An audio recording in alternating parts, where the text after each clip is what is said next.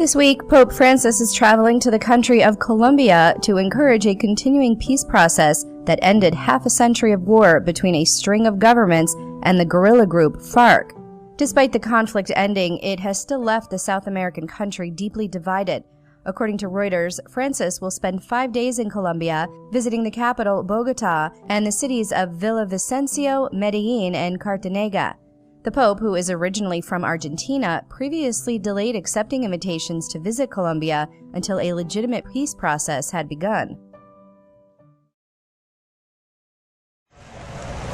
Britain's Prince William and his wife Kate are expecting their third child. Their office at Kensington Palace did not say when the baby was due, but that the family was delighted with the news. The child will be fifth in line to the British throne.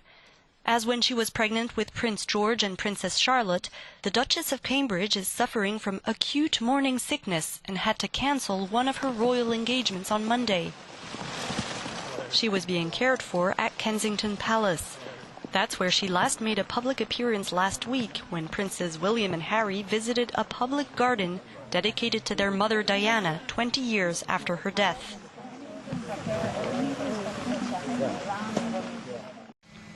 Los Angeles is known for its smog, but this is something different. The Californian city is battling the largest wildfire in its history. Hundreds have been evacuated from their homes and a state of emergency declared.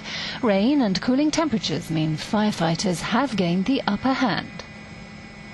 The good news for tonight and the subsequent days is that the temperatures are being reduced each day, humidity is going up, and it is favorable. We made significant progress today. That will continue. However, officials are warning that danger does remain. They say shifting winds could cause burning embers to spread the fire once more through the rugged northern edge of the city, which is home to 10 million people. North Korea's largest nuclear test so far has drawn condemnation from around the world.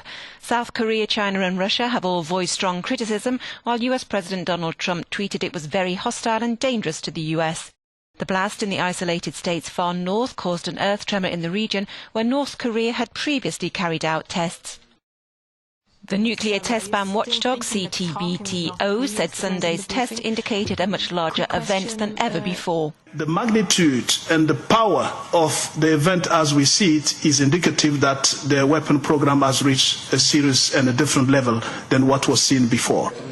South Korea has said it will consider deploying the most powerful US tactical weapons to the Korean peninsula. The South Korean president said he was disappointed and outraged by the nuclear test, which he claimed was threatening world peace. His advisor called for the strongest possible response. We have decided to use all diplomatic methods, including pushing for a new UN Security Council sanctions resolution to make North Korea give up its nuclear and missile programs in a complete, verifiable and irreversible way. Japan is sending T-4 jets from the Japanese Air Self-Force base in Fukuoka in southwestern Japan to detect any radioactive pollution after the nuclear test.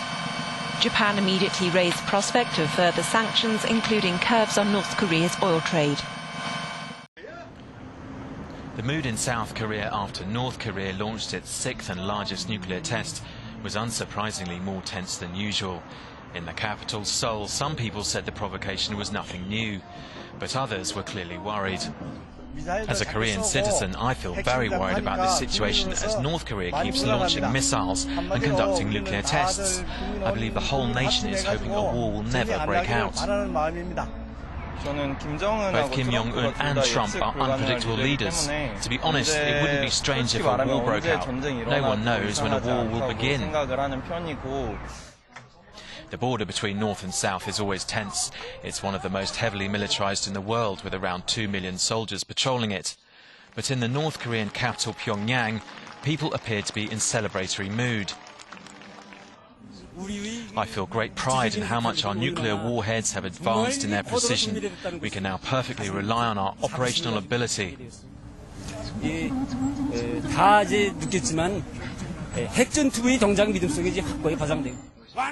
I'm cheering with pride and honor to call myself part of the people of our great and respected leader Kim Jong-un's nation.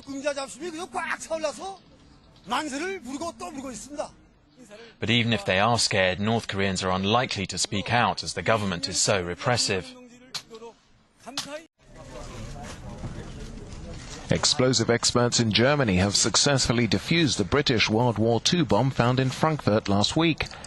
Some 60,000 people were evacuated from their homes ahead of the operation, the biggest of its kind in the country since the war. More than 2,000 tons of live bombs and munitions are discovered each year in Germany, more than 70 years after the end of the war. The head of the operation said the problem wasn't just about taking out the ignition device, but also the detonators. The operation took longer than planned because some people refused to leave the area, despite warnings an uncontrolled blast would be enough to level a city block. Were you worried about the bomb? Not at all. I'm confident in the experts.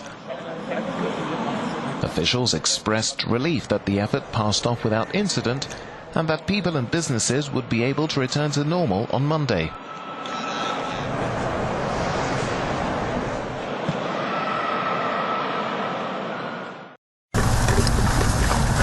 Spanish police have arrested 14 people, including 12 Britons, a Spaniard and a Dominican in the holiday resort of Magaluf on the island of Mallorca for alleged drug dealing.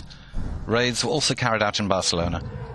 Police officers seized 3 kilograms of high-purity cocaine and other drugs, including ecstasy, methamphetamine and cannabis, over 100,000 euros in cash and 4 vehicles. Spanish police said in the statement they were assisted by the UK's National Crime Agency. Operation Tantum was launched following another drug raid last year that ended with the detention of 4 people.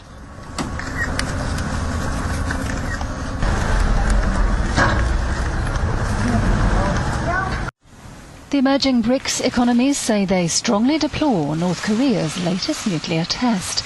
Meeting in China, the 5 heads of state say the issue of Pyongyang's nuclear program can only be solved through peaceful means and dialogue.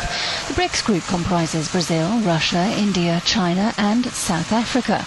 The heads of state have gathered in China. Beijing will give 500 million yuan, that's the equivalent of 64 million euros, for a BRICS economic and technology cooperation plan. President Xi Jinping says there'll also be the equivalent of a further 3.3 million euros for projects at the BRICS countries' new development bank.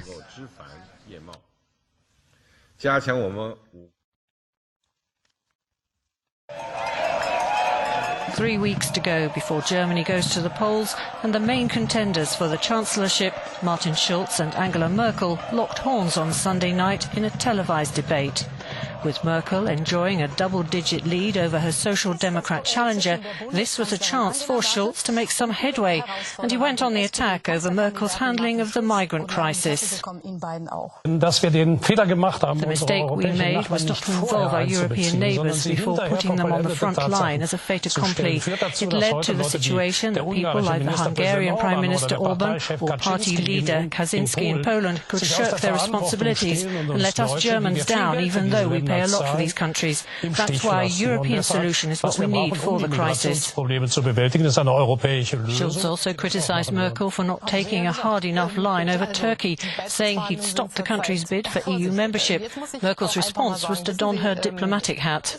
I've never been in favour of Turkey joining the EU, and I will consider carefully which way we will react. I am immediately in favour of cutting pre-joining development budgets, but will it be us who slams the door shut or Turkey? We'll see. Above all, I want to help the 12 or 14 people who are in prison for political reasons there, and I want to help them. At the end of 90 minutes, areas where Schulz had expected to shine, pensions, NATO spending and education, had barely been raised. A poll at the end indicated Merkel had made the better impression, with 49% of viewers saying she had appeared more competent than Schulz. Pausa breve, disso Sobeco e Deporte.